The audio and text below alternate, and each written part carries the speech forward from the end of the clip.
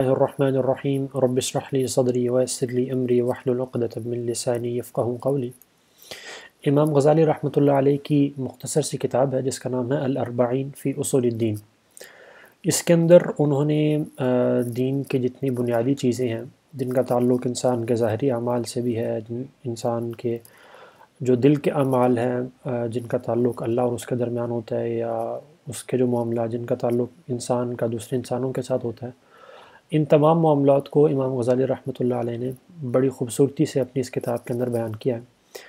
اور یہ کتاب دراصل امام غزالی رحمۃ اللہ علیہ نے اپنی جو ان کی کتاب ہے احیاء علوم الدین، اس کا انہوں نے خلاصہ لکھا تھا۔ احیاء العلوم کا بھی بنیادی جو موضوعات ہیں وہ بھی یہی ہیں، عقائد سے متعلق اور ظاہری اعمال کی اصلاح سے متعلق اور باطنی اعمال کی اصلاح سے متعلق، لیکن چونکہ وہ کتاب کافی طویل ہے اور امام غزالی رحمۃ اللہ علیہ کو خود بھی اس کا اندازہ تھا کہ شاید ہر شخص کے لیے اس کو مکمل پڑھنا ممکن نہیں ہوگا، تو اس لیے انہوں نے پھر خود ہی اس احیاء العلوم کا انہوں نے خلاصہ لکھا تھا، جس کا نام انہوں نے الاربعین فی اصول الدین لکھا تھا۔ تو اس کتاب کا مختصر سا تعارف میں آپ کے سامنے پیش کرنا چاہوں گا۔ اس کتاب کا اردو ترجمہ بھی کیا گیا جس کا نام تبلیغ دین رکھا گیا ہے۔ تو اس کتاب کے بنیادی طور پر تبلیغ دین کتاب یا الاربعین، اس کے 3 اہم سیکشنز ہیں جن کا میں مختصر سا تعارف آپ کے سامنے پیش کرنا چاہوں گا ادھر۔ سب سے پہلا جو سیکشن ہے اس کا نام ہے یعنی ظاہری اعمال سے متعلق اصلاح، یعنی ظاہری اعمال انسان کے ہیں ان کی اصلاح کس طرح سے ہو سکتی ہے۔ اس کے اندر امام غزالی رحمۃ اللہ علیہ نے سب سے پہلے نماز کا تذکرہ کیا کہ نماز کی حقیقت کیا ہے، نماز کی روح کیا ہے، نماز کے اندر حضور قلب کیسے پیدا ہو سکتا ہے کہ انسان کا دل جو ہے وہ اللہ تعالیٰ کے ساتھ لگے نماز کے اندر، اور اس کے مختلف تدابیر وغیرہ کیا ہیں۔ تو ان تمام چیزوں کو انہوں نے اس کے اندر یعنی بیان کیا پہلے سیکشن کے نماز کے اندر۔ اس کے بعد انہوں نے پھر دوسری چیز جس کو بیان کیا وہ ہے زکوٰۃ، کہ زکوٰۃ کے مختلف درجات کیا ہیں، انسان جو زکوٰۃ دیتا ہے اس کا اعلیٰ درجہ کیا ہے، کس طریقے سے دینی چاہیے، پھر متوسط درجہ کیا ہے اور اس کا ادنیٰ درجہ کیا ہے۔ اسی طرح جو شخص زکوٰۃ دیتا ہے، ظاہر ہے کسی جب غریب کو دیتا ہے تو اس کے اندر پھر ایک احسان جتانے کا بھی مادہ پیدا ہونا شروع ہو جاتا ہے، تو اس کا علاج کس طرح کیا جا سکتا ہے، اور اس طرح زکوٰۃ سے متعلق یعنی اصلاح کے دیگر پہلو بھی انہوں نے اس کے اندر بیان کیے۔ اس کے بعد پھر انہوں نے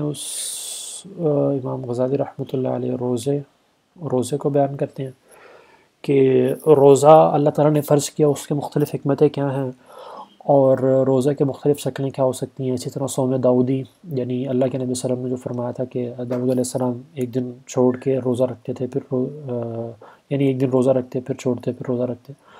تو صوم داؤدی کے فضائل کیا ہیں اور اس کی حکمتیں کیا ہیں، تو وہ امام غزالی رحمۃ اللہ علیہ نے بیان کی اس کے اندر۔ اس کے بعد پھر حج کا انہوں نے بیان کیا اس کے اندر۔ حج کے سفر کے آداب کیا ہیں، یعنی انسان ظاہر ہے اس کو لمبا سفر کرنا پڑتا ہے، مختلف تکلیفیں برداشت کرنی پڑتی ہیں، دوسرے لوگوں کے ساتھ میل جول کافی زیادہ ہوتا ہے، اور اس تمام سفر کے یعنی آداب ظاہری اور باطنی کے آداب ہوں گے اس کے۔ اسی طرح انہوں نے پھر بیان کیا اس کے اندر کہ حج اللہ تعالیٰ نے فرض کیا تو اس کی حکمتیں کیا ہیں، وہ بڑی خوبصورتی سے امام غزالی رحمۃ اللہ علیہ نے بیان کی اس کے اندر۔ پھر وہ فرماتے ہیں کہ تلاوت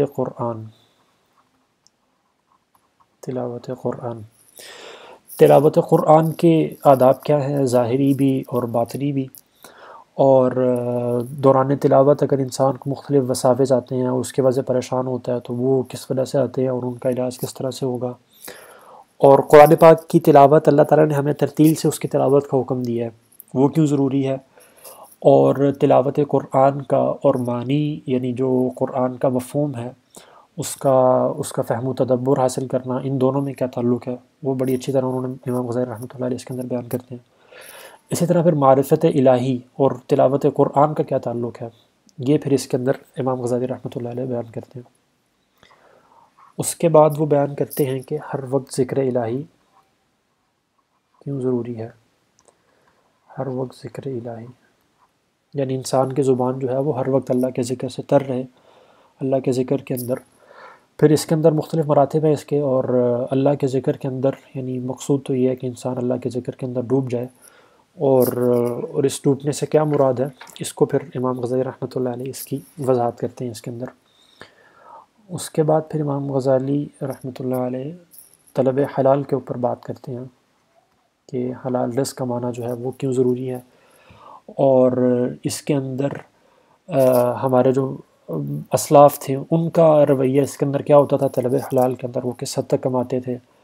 اور اس کے اندر پھر صدیقین جو امت کے سب سے اعلیٰ درجے کے لوگ ہیں ان کا رویہ اور ان کا تقوی اس معاملے میں کیا ہوتا تھا، اور ان کا احتیاط کا پہلو کس طرح سے ہوتا تھا۔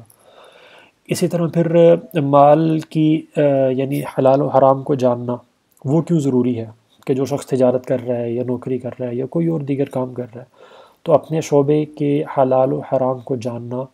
وہ اس پر کیوں ضروری ہے، اور اس کا تعلق اس کی حلت و حرمت سے یعنی کیوں پڑتا ہے اس کے اوپر انسان کے جاننے سے۔ اسی طرح پھر ظاہری دینداری سے کچھ لوگ جو دنیا کماتے ہیں، اپنے دین کو گویا ذریعہ بناتے ہیں دنیا کمانے کے لیے، تو اس کا انہوں نے تفصیل سے تذکرہ کیا کہ بھئی وہ کیوں برا ہے اس طرح سے کرنا۔ پھر امام غزالی رحمۃ اللہ علیہ بیان کرتے ہیں کہ مسلمانوں کے حقوق کیا ہیں، مسلمانوں کے حقوق اور ان کے ساتھ نیک برتاؤ، اس کی کیا اہمیت ہے، تمام مخلوق کے ساتھ حسن معاشرت کس طرح سے رکھی جا سکتی ہے، اور اپنے انسان کے جو متعلقین ہیں اس کے دوست، ملنے جلنے والے، قریب پڑوسی وغیرہ، ان کے کیا حقوق ہیں، اسی طرح انسان کے رشتہ دار و اقربا ہیں، والدین، دیگر رشتہ دار وغیرہ، ان کے کیا حقوق ہیں وہ بیان کرتے ہیں امام غزالی رحمۃ اللہ علیہ۔ پھر اس کے اندر وہ بیان کرتے ہیں کہ دین کی بنیاد پر دوست بنانے کے کیا فضائل ہیں، تو دین کی بنیاد پر دوست بنانے کی اللہ تعالیٰ نے ترغیب دی، رسول اللہ صلی اللہ علیہ وسلم نے فضائل اس کے بتائے بہت زیادہ۔ اسی طرح پھر الحب فی اللہ اور البغض فی اللہ، یہ دین کے جو دو اہم ترین ستون ہیں، ان کی امام غزالی رحمۃ اللہ علیہ تشریح کرتے ہیں، اور اللہ کے لیے محبت کرنے کے پھر مختلف درجات کو بیان کرتے ہیں۔ اس کے بعد پھر امام غزالی رحمۃ اللہ علیہ امر بالمعروف اور نہی عن المنکر پر بات کرتے ہیں،